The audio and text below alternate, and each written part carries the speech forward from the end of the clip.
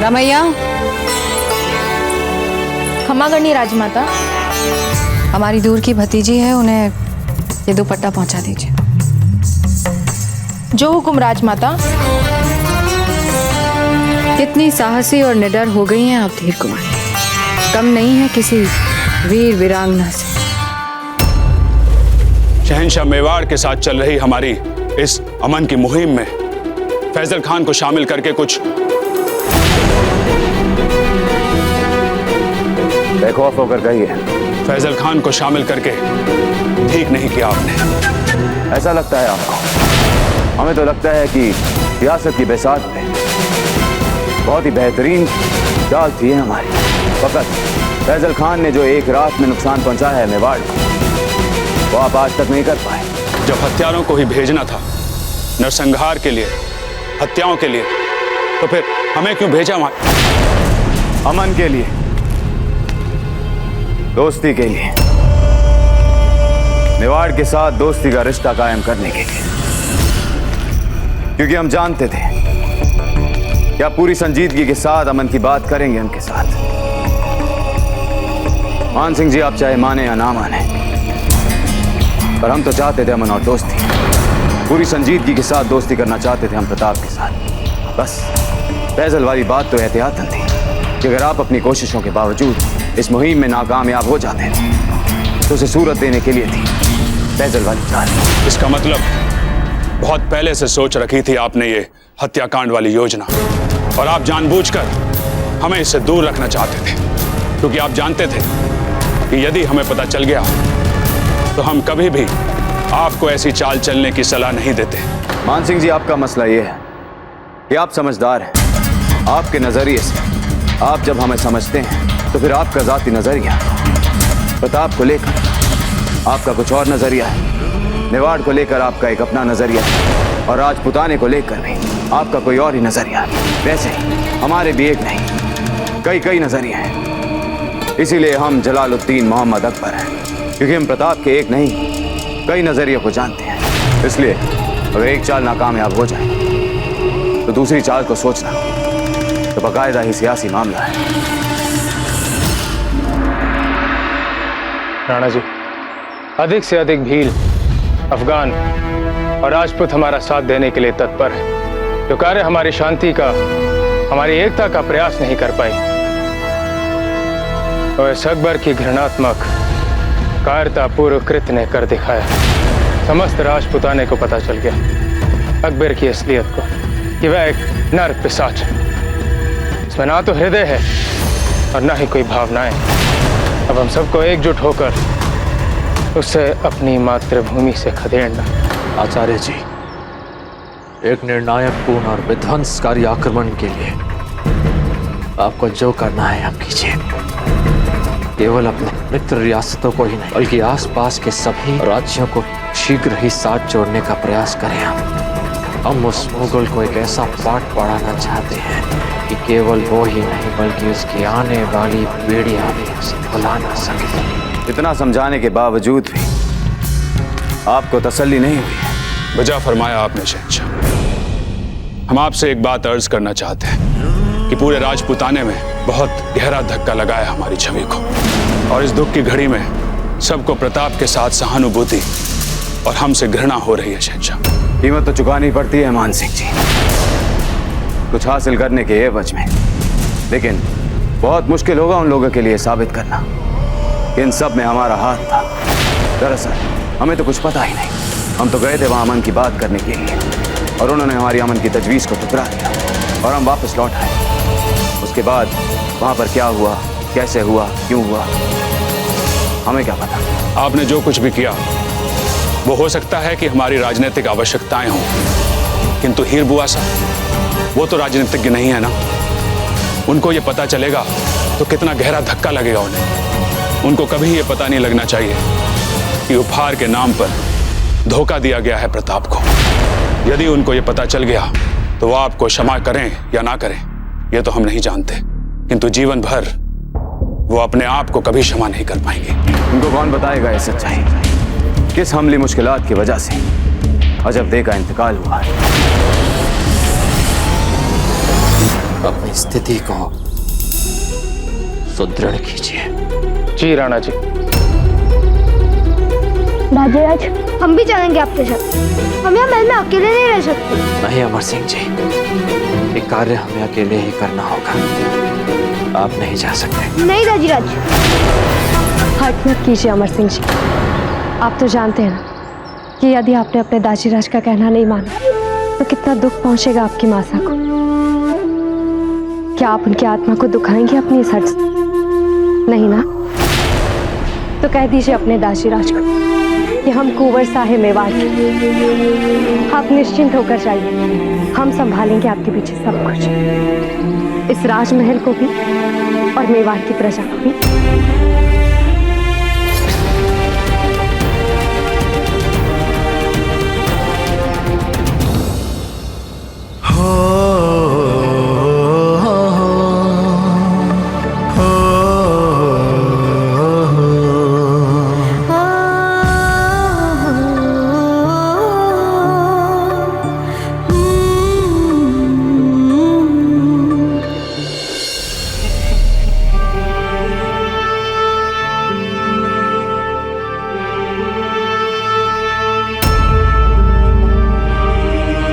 हीर भाई, यूं आपका गमज़दा और परेशान होना हमारे होने वाली औलाद के लिए मुनासिब नहीं है। और अजब की होने वाली संतान,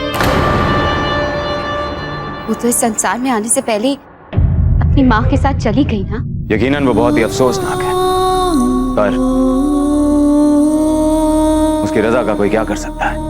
कम से कम हम उन्हें शोक संदेश तो भेज ही सकते हैं ना। भेज सकते हैं और भेजना भी चाहिए, पर उन्होंने हमारी दोस्ती को ठुकरा दिया। अब वो हमें अपने काबिल दोस्त ही ना समझे तो उनके गम में कैसे भेज सकते हैं हम कोई पैगाम? पता नहीं मित्रता के इतने प्रयास के उपरांत भी प्रताप हमसे इतनी दूरी क्यों बनाए रख रहे? जाहिर है जब कोई दिल में ऐसी नाएतबारी और नफरत पैदा कर लेता है तो अक्सर ऐसा ही होता है।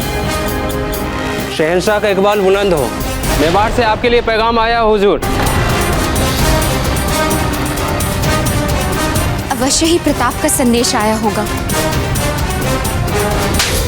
गुस्ताख!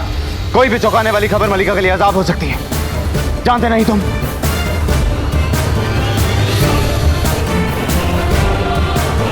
क्या पैगाम है? धीर भाई जी ने कहलवाया हुजूर कि मेवाड़ में 13 दिन तक शौक रहे और इस दौरान कोई भी राजपूत हथियार छू नहीं सकता।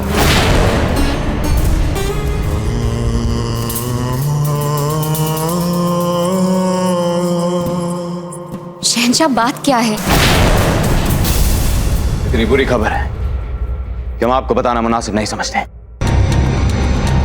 जितना बुरा समाचार हमने सुना है मेवाड़ का, उससे अधिक दुखदायी समाचार हो ही नहीं सकती शहंशाह। अजब देखी मृत्यु से बढ़कर कोई और समाचार दुखदायी हो सकती है? शहंशाह में बताइए, हमारा मन विचलित हो रहा है मेवाड़ के बारे में जानने के लिए। हमें जिस बात का अंदेशा था वही हुआ। वहां महल में जो हादसा हुआ उसका इल्जाम प्रताप ने हम पर लगाया है। मुझे लगता है वो हादसा हमने करवाया है। हमसे जंग करना चाहते हैं वो। हे भगवान, क्या हम मेवाड़ के साथ मित्रता का प्रयास फिर से नहीं कर सकते शहंशाह? मेवाड़ ने तय कर लिया है कि वो अब हमारे साथ जंग करेंगे। हमें भी अब मजबूरन तय करना पड़ेगा कि हम क्या करें। उन्होंने हमारे खिलाफ फैलाने जंग कर दी है, हम भी हाथ पे हाथ रखकर नहीं बैठ सकते। उनका जवाब तो हमें भी देना पड़ेगा।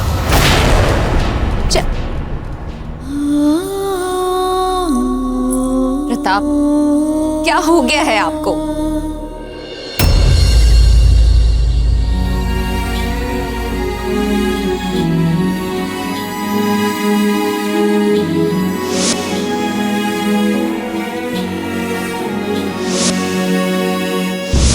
कौन विश्वास करेगा कि राणा प्रताप जैसे शूरवीर भी ऐसी प्रेम भरी बातें कर सकते हैं?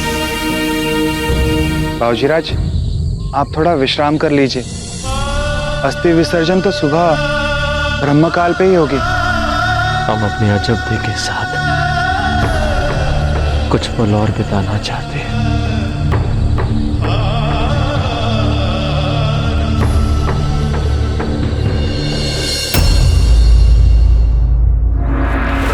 जिस कायरता और बर्बरता के साथ अकबर ने अयोध्या की हत्या करवाई, पहली बार ऐसा लगता है कि मुगल सल्तनत का सहयोग नहीं किया जा सकता है। हमें पूरी दृढ़ता से शहंशाह अकबर को ये बात बतानी होगी कि यदि वो इसी प्रकार अनर्थ करते रहे तो अपने सारे मित्रों को गवा देंगे। और शहंशाह दरबार खास में कौन कौन मुगलिया सल्तनत के साथ दोस्ती नहीं रखना चाहते?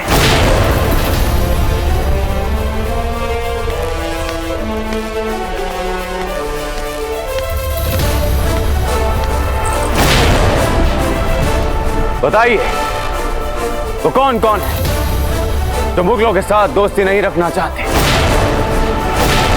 क्योंकि दुनिया जान कि शहंशाह मोहम्मद अहमद अगर किसी के साथ दोस्ती करता है तो पूरे खुलूस, एतबार और गर्मजोशी के साथ करता है, और अगर किसी के साथ दुश्मनी करता है तो वो भी पूरे जोश और खरोश के साथ करता है। हमारा उसूल है या कुछ भी कर पूरी शिद्दत के साथ। तो फरमाइए, कौन कौन हमारे साथ दोस्ती नहीं रखते?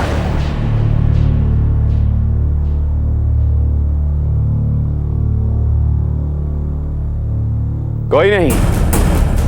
माशाअल्लाह, हमारा भी यही ख्याल था। इसीलिए आज हमने आप सबको यहां बुलाया है ताकि हम अपना अगला कदम आप सबके सामने जाया कर सकें। अगला कदम शहंशाह? मेवाड़ पे कब्जा।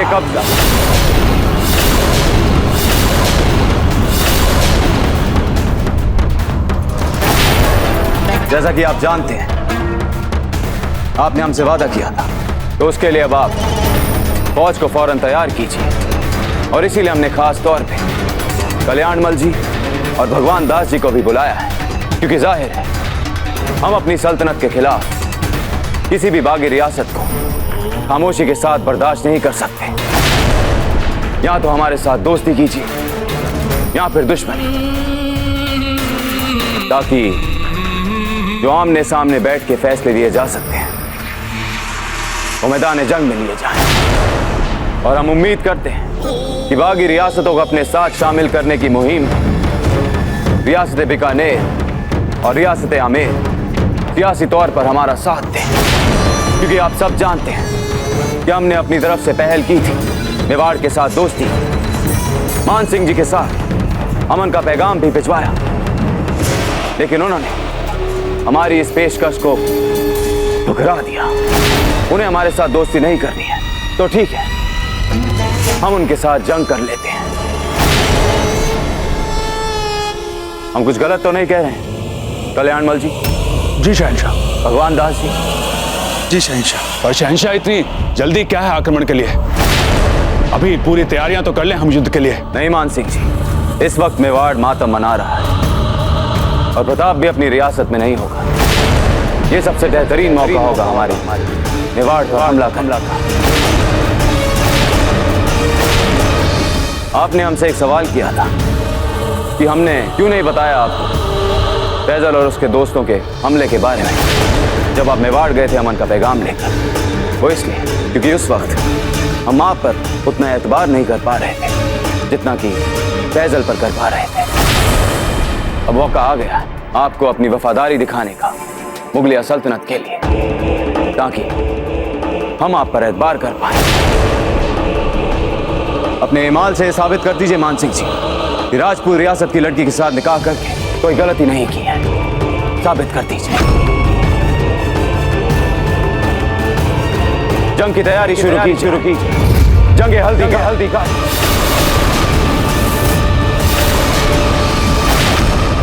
यलगार हो।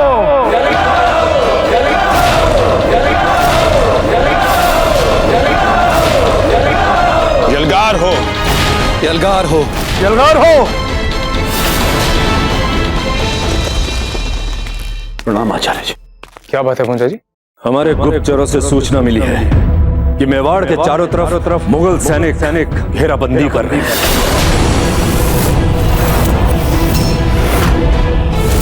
ये तोड़ नागौर और अजमेर के हर स्थान पर वो अपने सैनिक लामबंद कर मुगलों के साथ हमारा युद्ध आरंभ हो गया। कैसे लड़ेंगे इस युद्ध को? हम तो महारानी साहब के शोक में हैं। 13 दिन तक छू भी नहीं सकते हम इन हथियारों को। हम भील उठाएंगे हथियार, हम रोकेंगे मुगल सैनिकों को, और महादेव की सौगंध, भील के शरीर में आखिरी बूंद तक वो मुगल सैनिकों का सामना करेगा। नहीं पहुंचने देंगे हम उनको हल्दी घाटी तक। कुंजा जी, हम नहीं जानते कि क्या परिणाम होगा आपके साहसिक आत्मोत्सर्ग का, किंतु निसंदेह इतना अवश्य कह सकते हैं कि राणा जी के लौटने के पश्चात उन्हें आपके इस बलिदान पर बहुत गर्व होगा। फकत भीलों पर ही क्यों होगा फक्र राणा जी को? राणा जी को हमारी कुर्बानी पे भी करना पड़ेगा फक्र, क्योंकि हम अफगान भी अपनी जान की बाजी लगा देंगे। हम मुगलों के नापाक कदमों को, राणा जी के मातृ वतन की पाक सरजमी को नापाक नहीं करने देंगे।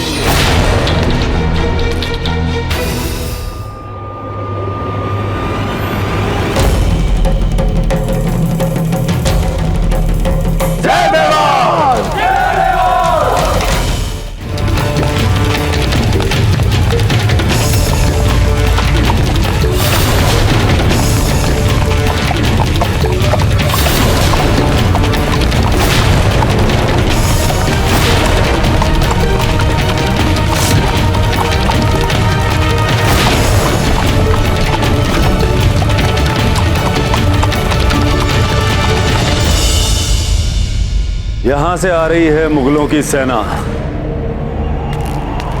इस स्थान से हल्दी घाटी तक पहुंचने के लिए सबसे पहले उन्हें यह भूभाग पार करना पड़ेगा। इसे पार करने में उन्हें कितना समय लगेगा? बहुत जल्द वो हल्दी घाटी तक पहुंच जाएंगे, और एक बार हल्दी घाटी पहुंच गए तो समझिए कि उदयपुर अपने हाथ से गया, क्योंकि हल्दी घाटी उदयपुर की सुरक्षा का अंतिम द्वार है। लेकिन ये मत भूलो, ये हमारा इलाका है। हम मुगलों की सेनाओं से ज्यादा इस जंगल की जानकारी रखते हैं, इसलिए हल्दी घाटी तक पहुंचने के लिए उन्हें सबसे पहले ये भूभाग पार करना होगा। उसके बाद वो ये संकरी पहाड़ियों से गुजरते हुए इन ऊंची पहाड़ियों पर आएंगे, और उसके बाद ये पुराने खंडर जो भूल भुलैया बन चुके हैं, इनमें से गुजरते हुए वो इन गहरे गहरे खड्डों से गुजरेंगे, और उन खड्डों से गुजरने के बाद उन्हें ये ऊंची पहाड़ियां पार करनी पड़ेंगी, और फिर इन ऊंची पहाड़ियों को पार करने के बाद वो ये बांसों के जंगल से गुजरेंगे, और उसके बाद आएंगे वो हमारे इस घने जंगल में, जहां हमें मुगलों को अधिक से अधिक नुकसान पहुंचाना है, ताकि हल्दी घाटी पहुंचने से पहले उन मुगलों की सेना की संख्या बहुत कम हो जानी चाहिए।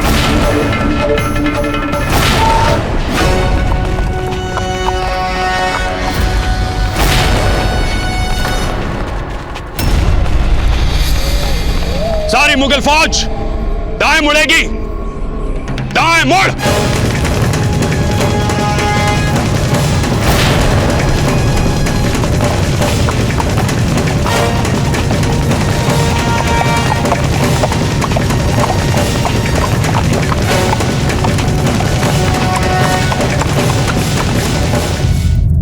हमें अपने जंगलों और अपने अनुभव का सहारा लेकर ऐसा छापे मार हमला करना है, ऐसा युद्ध करना है कि इनकी सेनाओं को संभलने का मौका ही ना मिले, और जब तक इनको एहसास हो तो इनकी सेना कमजोर पड़ जानी चाहिए।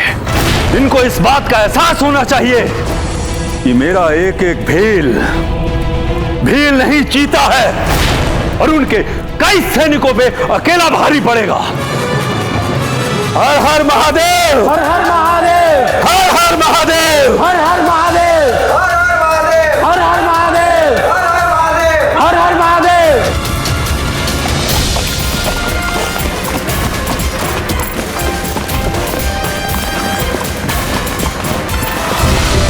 फैजल खान ने जो एक रात में नुकसान पहुंचाया है मेवाड़, वो आप आज तक नहीं कर पाए। किंतु हीर बुआसा वो तो राजनीतिज्ञ नहीं है ना, उनको कौन बताएगा ये सच्चाई? क्या बात है मान सिंह, आपका ध्यान कहाँ है? ये पूरा अभियान ही इतना मर्यादाहीन लग रहा है कि मान सिंह पागल हो गए हो क्या?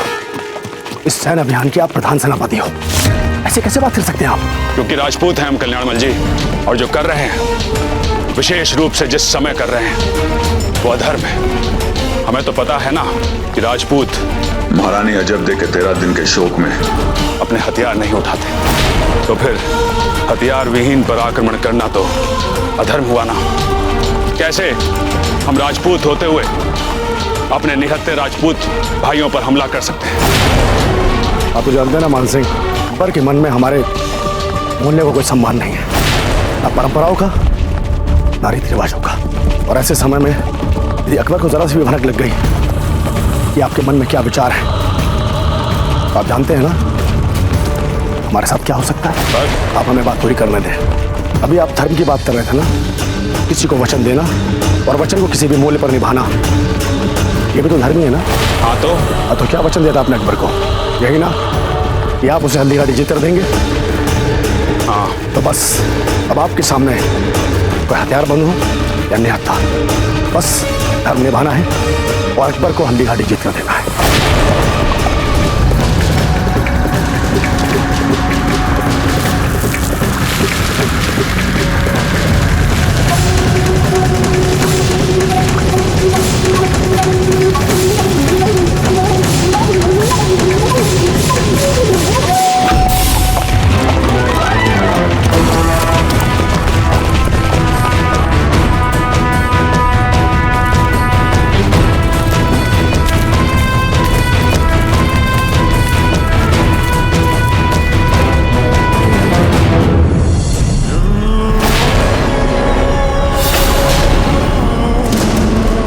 अरे अरे देखो तो, बेचारे मेवाड़ अब तक मादम में डूबे हुए हैं लोग कि हमारे इस्तकबाल के लिए चंद पैदल सिपाही तक नहीं भेज पाए।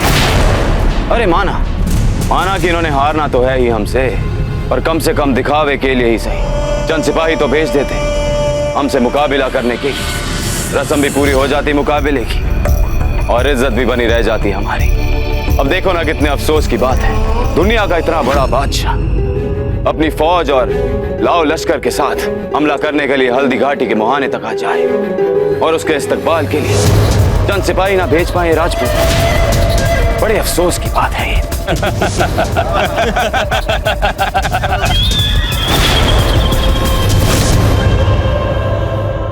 क्या बात है मान सिंह जी, आपको बिल्कुल पसंद नहीं आया हमारा ये मजाक? बहुत हास्यास्पद लगा आपका ये परिहास। जब से आप उदयपुर से वापस लौटे हैं बहुत ही संजीदा हो गए हैं आप। कुछ करना पड़ेगा आपका। ऐसा करते हैं, मेवाड़ पर फतेह पाने के बाद आपको उदयपुर में प्रताप के शाही तख्त पे बिठा के खूब शराब पिलाएंगे और तब तक शराब पिलाते जाएंगे जब तक कि आपकी ये संजीदी खालिस खुशियों और मौज मस्ती के साथ अख्तियार ना हो जाए। ठीक कह रहे हैं ना हम?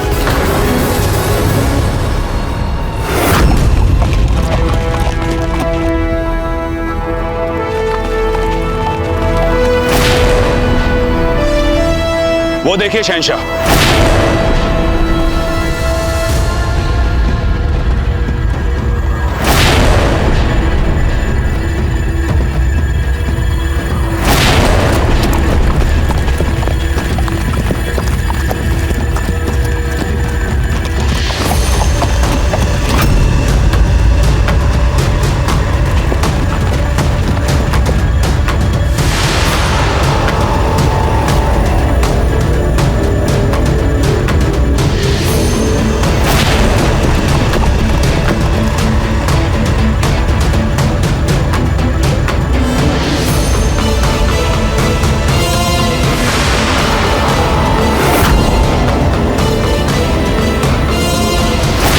अगर हम कुछ कहेंगे तो मान सिंह जी फिर संजीदा हो जाएंगे, इसलिए आप खुद ही देख लीजिए मान सिंह जी।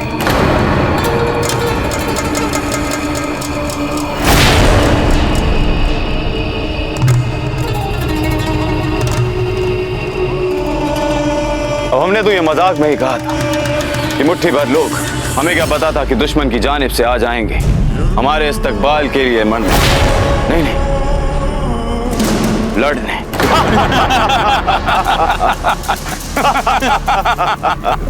संख्या में हमें भी 400-500 से अधिक नहीं लग रहे हैं। गुस्ताखी माफ शहंशाह, पर इन मुट्ठी भर जंगलियों से आपका लड़ना तो शहंशाह हिंद की तौहीन हो जाएगी। इन सब का काम तमाम करने के लिए आप हम में से किसी एक को हुक्म दीजिए। क्या अहम खाना मशवरा दे रहे हो मुल्तान खान? अरे इनसे लड़ने के लिए हमारे सिपह सलार अगर उनके पास जाएंगे तो वो उसके लिए और हमारी फौज के लिए बहुत ही बाइस से शर्म बात होगी। हमारे किसी मामूली से नायब को भेजो इनसे लड़ने के। हम जानते हैं कि किसे भेजा जा सकता है इन कंगालों से लड़ने के लिए। इकबाल खान, शहंशाह का इकबाल बुलंद हो।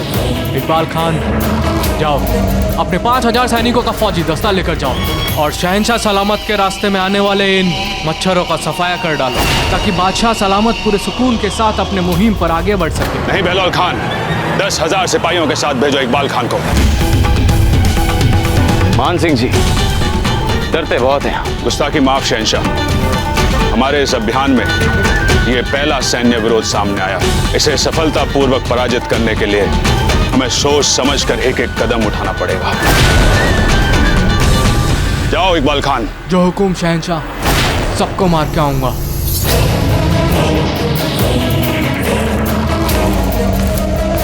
किस्मत की सितम जरीफी तो देखिए, बेचारा ऐसा लग रहा था जैसे गोया अभी अभी अपनी माँ के पेट से निकला और निकलते ही सीधा हमला करने के लिए चला गया।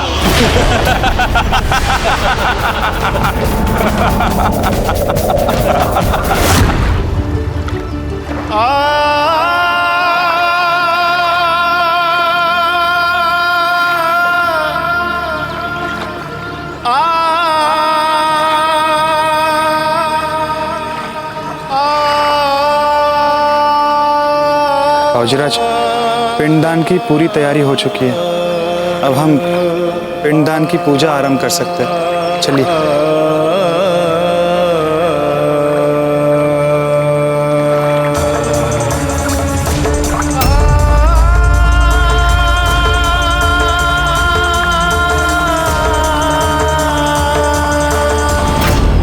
युद्ध, और वो भी बिना दादा भाई के। कहाँ मुगलों की विशाल सेना और कहाँ बिना दादा भाई के शोक में डूबा हुआ उदयपुर। अब हमारे सामने जौहर के अतिरिक्त कोई विकल्प नहीं है और हमारे सारे पुरुष शोक में हथियार न उठाने के लिए वचनबद्ध हैं। हर निराशा में आशा की कोई ना कोई किरण अवश्य होती है चांद। माना आपके दादा भाई नहीं है यहाँ, माना हमारे सभी राजपूत शोक में हथियार नहीं उठाने के लिए विवश है अपनी परंपरा से, माना मुगलों की सेना बढ़ती चली आ रही है हमारी ओर, किंतु फिर भी आशा की किरण है। हमारे साथी भील वे अपने प्राण न्योछावर करके भी इतनी सरलता से मुगलों को हल्दी घाटी तक नहीं पहुंचने देंगे। और फिर हमारे अफगान मित्र भी वीरता से सामना करेंगे उन मुगलों का। भील, अफगान दोनों मिलकर भी मुगलों का कुछ नहीं कर पाएंगे। कुचल के रख देंगे हमें मुगल। नहीं,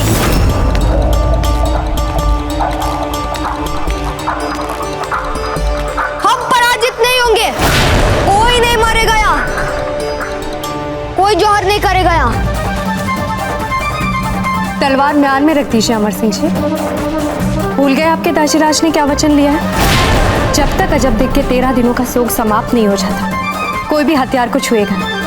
क्या आप अपने दाशीराज के वचनों का सम्मान नहीं करते? रख दीजिए तलवार। हम तलवार नहीं रखेंगे। अमर सिंह जी, तलवार रख दीजिए, हमने कहा। हम नहीं छोड़ेंगे तलवार। उस मुगल ने मारा है हमारी माँ को। अमर सिंह जी, तलवार छोड़िए। कान खोलकर सुन लीजिए अमर सिंह जी, अब आप इस तलवार को हाथ नहीं लगाएंगे। हाँ, बहुत बुरी है। हम घृणा करते हैं आपसे। आप कभी हमारी माँ बन ही नहीं पाएंगी।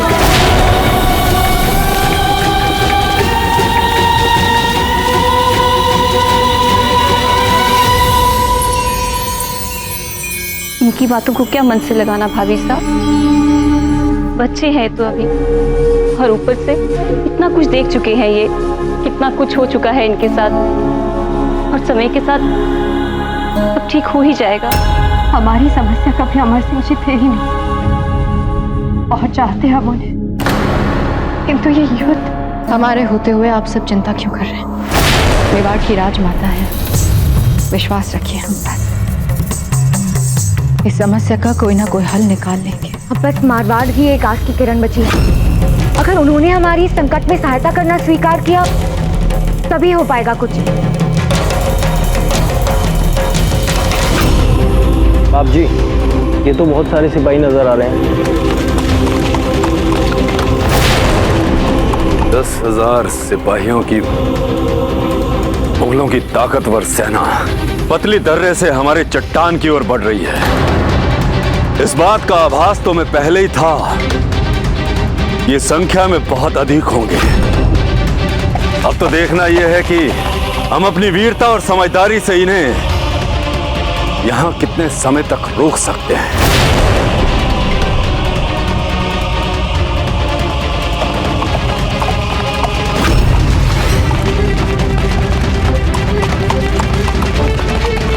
सरदार, समझ में नहीं आ रहा कि हम यहाँ क्या कर रहे हैं। सामने देखिए, कितनी बड़ी फौज है मुगलों की। सरदार, ये हमारी लड़ाई नहीं है, ये मुगलों और मेवाड़ियों की लड़ाई है। हम क्या कर रहे हैं यहाँ पर? धर्म है हमारा।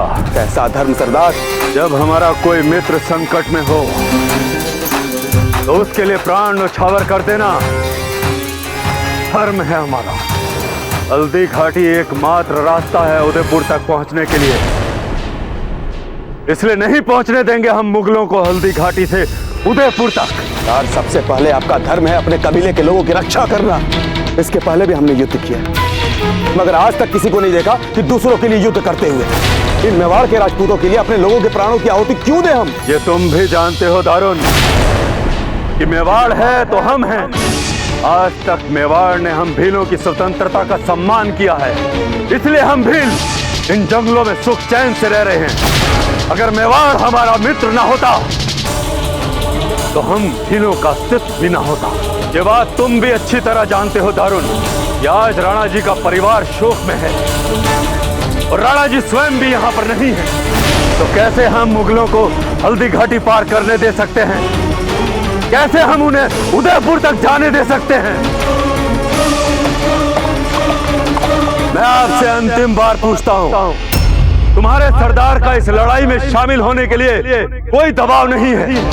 जो अपनी इच्छा से इस लड़ाई में आना चाहे वो आ सकता है, और जो नहीं आना चाहे वो जंगलों में जाकर आराम कर सकता है। क्योंकि मैंने एक बार सौगंध ले ली तो ले ली। मैं अपनी अंतिम सांस तक इन मुगलों के साथ लड़ूंगा। नहीं आने दूंगा अपने जीते जी इनको उदयपुर में। सोच लो अंतिम बार, तुम अपने सरदार के साथ हो या नहीं?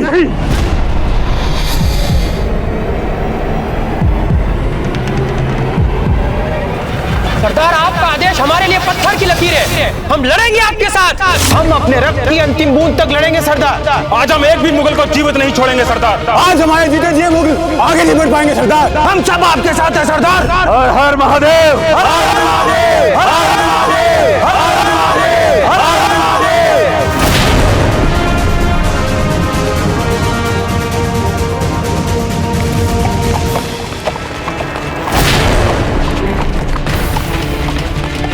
तीर वाले भील तीर लेकर आगे आकर तीर चलाने के लिए तैयार हो जाएं।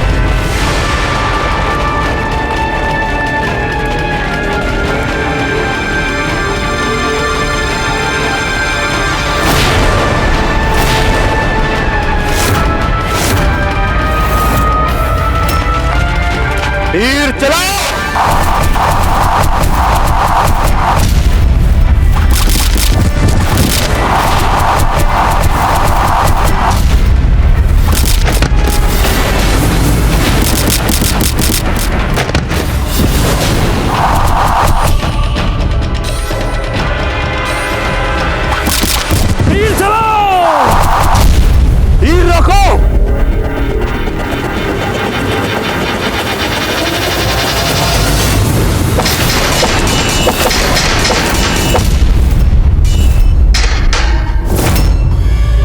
बाप जी, इन सारे तीरों से हम सामना नहीं कर पाएंगे।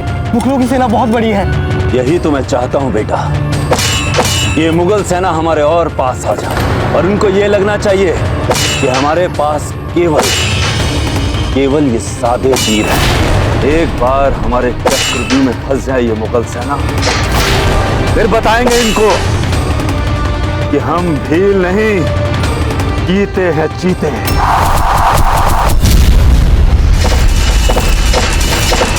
सब लोग पोटलियां भरो, जल्द से जल्द भरो। इन भीलों को लेकर तो हमें यही लगता था कि भील जंग में कुछ भी कर देते हैं, लेकिन इन्हें देखकर तो लगता है कि ज्यादा देर तक नहीं टिक पाएंगे हमारे सामने। इस हिसाब से तो हम बहुत जल्दी इस घाटी के उस पार पहुंच के उदयपुर पहुंच जाएंगे और वहां जाकर प्रताप के महल के दरवाजे पे दस्तक देंगे और आराम से उसके शाही तख्त पे बैठ जाएंगे। वो जो कहते हैं ना मुगलों में, आमीन।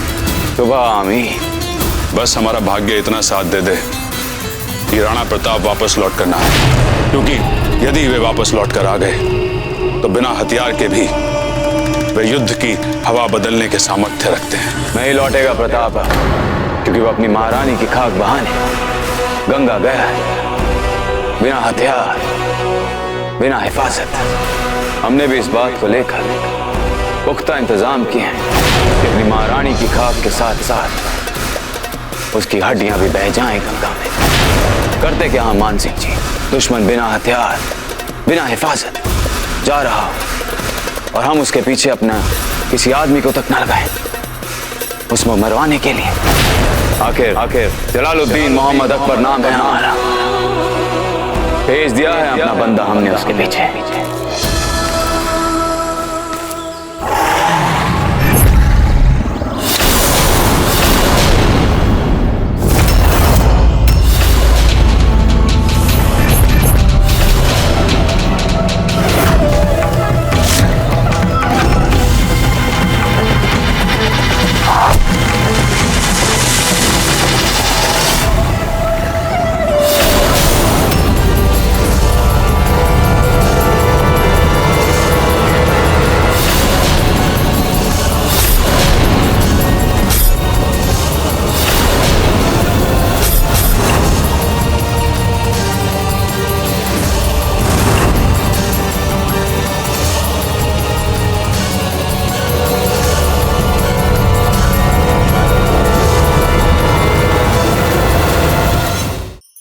धार्मिक वीडियो सबसे पहले देखने के लिए हमारे चैनल को सब्सक्राइब करें और बेल आइकन दबाएं।